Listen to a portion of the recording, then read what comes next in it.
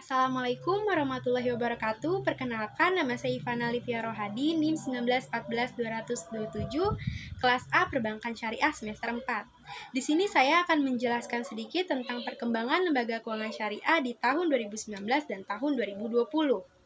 Sebelum kita membahas tentang perkembangan lembaga keuangan syariah, alangkah lebih baiknya kita mengenal dulu nih, apa sih lembaga keuangan syariah? Lembaga keuangan syariah adalah badan yang bergerak di bidang keuangan yang berlandaskan ajaran Islam yang bersumber dari Al-Quran dan As-Sunnah. Mekanisme yang ada di dalam lembaga keuangan syariah tidak menggunakan dan tidak mengenal sistem bunga, karena sistem bunga termasuk sistem riba yang dimana di Al-Quran pun sudah jelas terlarang. Langsung saja kita membahas mengenai lembaga keuangan syariah.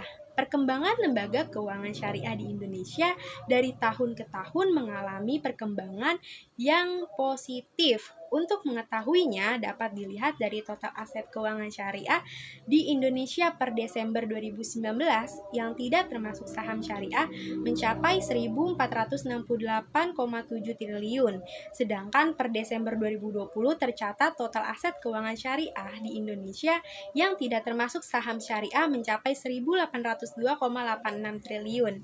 Hal ini menandakan adanya perkembangan positif dari tahun sebelumnya.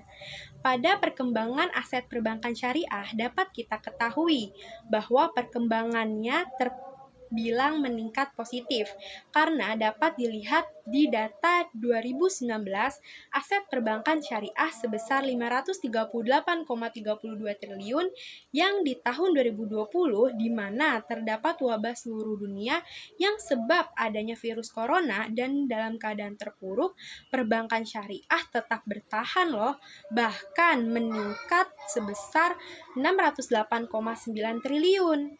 Untuk mencapai kemajuannya, perbankan syariah dalam operasionalnya melakukan kebijakan teman-teman.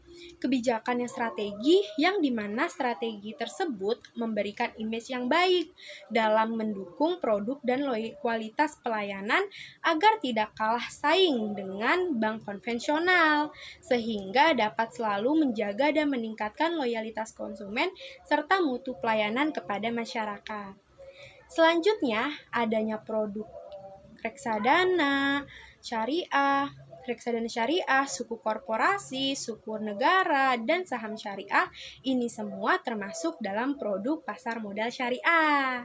Dilihat dari data perkembangannya, di tahun 2019, aset pasar modal syariah sebesar 824,19 triliun.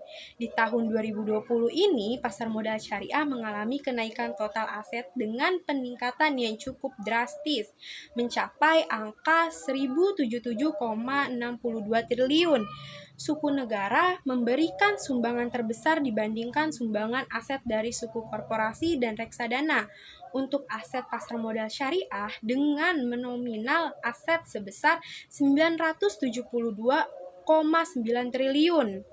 Dan yang terakhir, IKNB Syariah atau Industri Keuangan Non-Bank Syariah. Dari data yang ditemukan, aset IKNB Syariah pun mengalami peningkatan. Dapat dilihat loh dari data 2019, aset tersebut sebesar 105,56 triliun.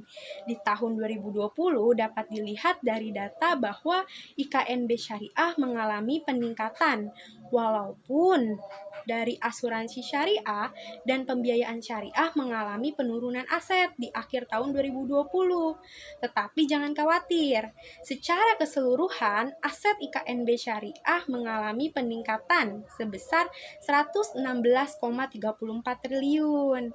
Dapat disimpulkan teman-teman bahwa dari ketiga lembaga keuangan syariah, walaupun terdapat kendala-kendala khususnya di tahun 2020 yang mengalami wabah penyakit di seluruh dunia ini, tetapi tetap lembaga keuangan syariah dapat bertahan, bahkan tetap meningkat. Dan peningkatan tersebut selalu jadi harapan untuk kita semua di tahun-tahun berikutnya lembaga keuangan syariah menjadi lebih baik. Terima kasih dari saya, mohon maaf apabila ada kesalahan kata. Wabillahi taufiq wal hidayah. Wassalamualaikum warahmatullahi wabarakatuh.